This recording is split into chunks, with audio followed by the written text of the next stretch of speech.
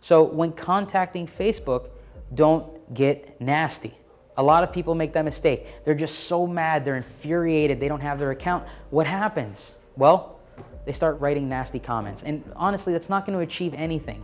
You're not talking to them in person, so why would you respond with something nasty? By doing that, they're not going to answer you, thus they might even close down their entire account. So keep yourself in good order. Be nice, use language they want to hear, like, I'm a good advertising citizen. That one's been beaten to death, but guess what? A lot of people write it and it still works to this day. Now, do I request using it? Still kind of request using it. Honestly, just be real, be honest with them. Hey guys, look, I run a lot of advertising for myself and my clients, or just for myself. I promote physical products or digital products, and it seems that I've made a mistake. Be honest with them, because being honest will show that you're actually trying to make the amends with them and get things back in order. So just be honest. You don't have to say this line. A lot of people do though. So record a short video. This is one of those things most people don't do. Now, why would you do this? Well, one, makes you look human. Two, it verifies that you are the person who run the ads. So if you've ever had to open a second personal account in order to run a Facebook ad anywhere in the world, as we were asked earlier, would I suggest opening up a second profile? No, because if your account gets shut down and I tell you to go through this process, you can't.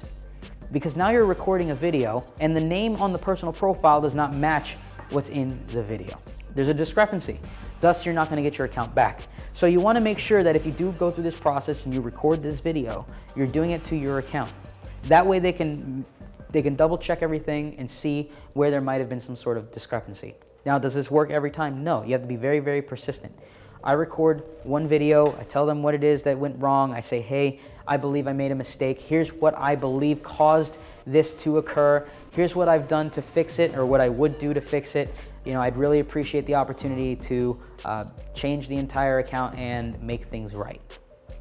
Sounds great, right? Well, of course it sounds great because I put it together and I want them to give me the account back. Unfortunately, that doesn't always happen.